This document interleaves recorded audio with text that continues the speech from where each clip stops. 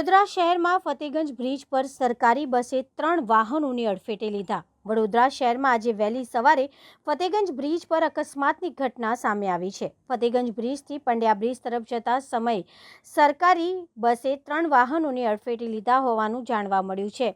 અકસ્માત બાદ વિસ્તારમાં થોડીક વાર માટે અફરાતફરીનો માહોલ સર્જાયો હતો। સદનસીબે પ્રાથમિક માહિતી મુજબ કોઈ જાનહાનિ નોંધાઈ નથી। જો કે કેટલાક લોકોને નાની મોટી ઈજાઓ પહોંચી હોવાની શક્યતાઓ વ્યક્ત કરવામાં આવી રહી છે।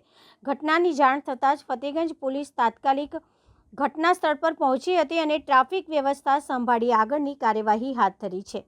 પોલીસ દ્વારા અકસ્માતના ચોક્કસ કારણોની તપાસ કરવામાં આવી રહી છે। સાથે જ માર્ગ પર ટ્રાફિક ફરી સામાન્ય બનાવવામાં આવ્યો છે।